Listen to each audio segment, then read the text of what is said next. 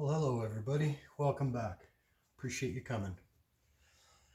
On this installment, I want to talk a little bit about pistons, connecting rods, wrist pins, spiral locks.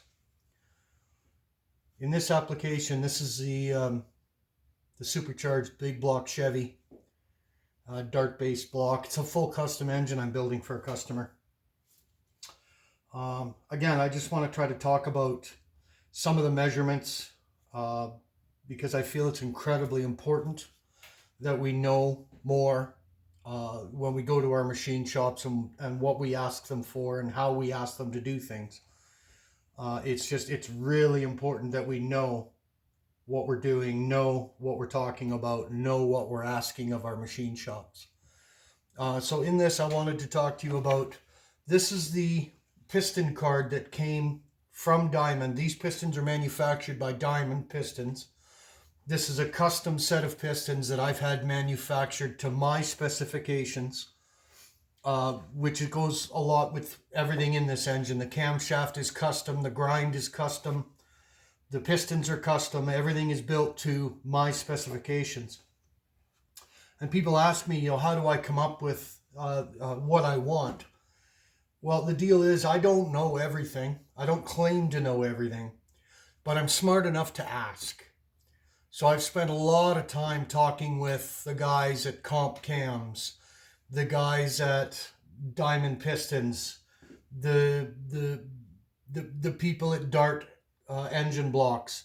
I've also had a lot of time spent with professionals in the industry like Randy Rollison, rest in peace, Pro Stock Performance and Machine. Incredibly brilliant guy when it came to combinations and what makes power. I've spent a lot of time speaking with tuners. I've spent a lot of time working with race teams and monster truck teams and whatnot on the development of engines that not only make incredible power, but last long periods of time. Making that power can be efficiently tuned. Just all around experience of trying to get these to be the best they can be. So on these particular pistons and on this cam card, it tells us how to measure these pistons. And it says here that install these pistons with 5.5 thou clearance, measured 90 degrees to the pinhole and 850 down from the oil land. So what I've done is, you can see on these pistons that I've marked these pistons, and what that represents is 850 thou down from the oil land, measured like that. And that gives me my 850 down, and that's where I need to take my measurement. So there's our wrist pin. I'll go 90 degrees to the pin, and I'll take that measurement. And that'll tell me how I need to deal with that block for my bore and torque plate hone to give me enough clearance for piston to wall clearance. Okay? Again, these measurements are critical. It has to be right. This is a full forged set of pistons. They have their own growth aspect under heat, and it's different from a forged piston to a cast piston to a hyper-eutectic piston. Cast pistons, that's stock shit. I don't even waste my time. Hyper-eutectic pistons, we're seeing a lot of hyper-eutectic pistons in the world, in this world now. And the reason for a hyper-eutectic piston in this world is that we can run a closer piston to wall clearance. Therefore, it's tighter in the bore, which means this piston can't rock as much. In this application, I'm going to stay with what we know, and that's a forged piston. These pistons are on what's called a floating wrist pin, which means the wrist pin, it's in here, the rod can rotate and the pin can rotate. Everything floats. That's what they mean by floating wrist pin. In a stock engine, these wrist pins are put in with an interference fit on the connecting rod. You physically heat the end of the connecting rod in a rod oven, which causes this bore to expand. Then you install the pin, and when the temperature equalizes, the rod and the pin lock together, and the movement is just in the piston. In this case, we want a full floating wrist pin. I've taken the measurements now for the pistons. I know what I need in the block for clearance for torque plate hone. Wrist pins are in. All my rod orientations are dealt with. The next thing we need to deal with is these spiral locks. This is what locks the wrist pin into the piston. Now in this particular set, they use a flat wound spiral lock. It's a flat piece of material that's wound into a little spring.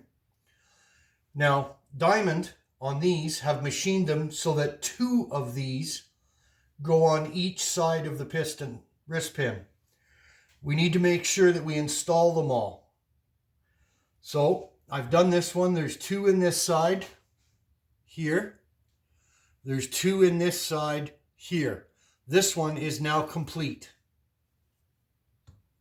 I'm working my way through doing all my spiral locks. When I have all of this complete, then I'm going to lube these bearings. I'm going to set these pistons in the block without rings so that I can re-verify my deck heights and document all that information. Something else with these particular Diamond pistons, because my compression height refers to the distance between the top of the piston and the wrist pin. It's affected by the length of the connecting rod, the length of the stroke. This is all geometry that you're going to need to talk to your machine shop, your piston manufacturer. Speak to people, ask questions. This particular package, my compression height puts my wrist pin into my oil ring land. You can see right here where there's a space where that wrist pin goes in and it intersects. Because of that, we have to use what's called an oil support ring. This is separate from your piston ring package supplied by Diamond for these pistons. And what happens is this goes on and bridges this gap where the wrist pin intersects and supports my 3-piece oil ring that sits in here.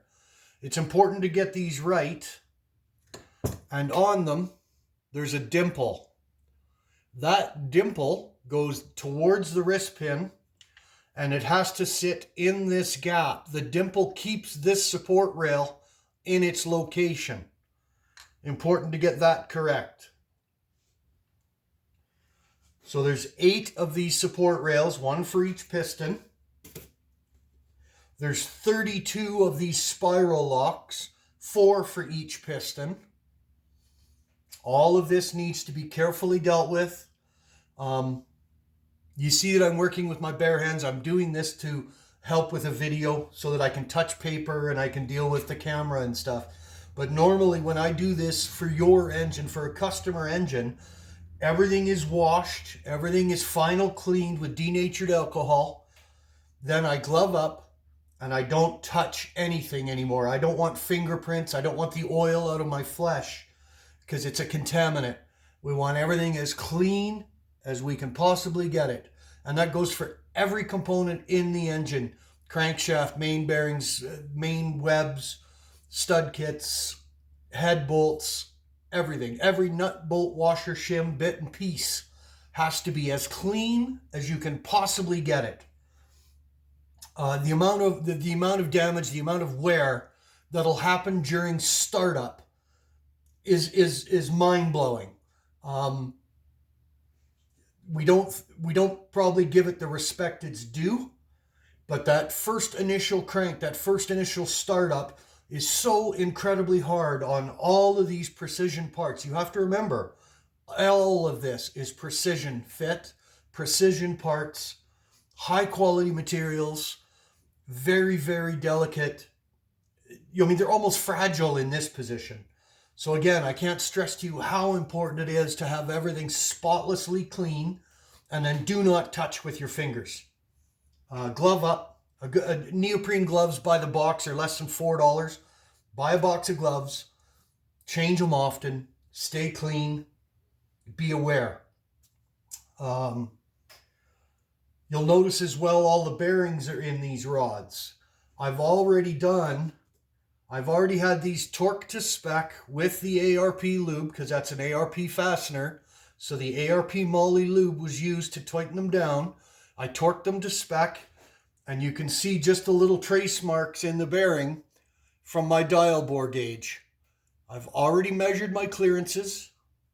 I'm already happy. All my clearances have been dealt with. All I'm doing now at this point, because this is a pre-assemble, is I'm going through and I'm verifying all the measurements and documenting all the measurements to make sure that my machine shop and I are speaking the same language, our measurements are the same, our clearances are the same, and I'm verifying for my own sake that I'm happy with everything. I can't stress to you enough. My machine shop is one of the best in Canada. I still measure everything, because at the end of the day, when this goes to the customer, it's my name on the line, not the machine shop.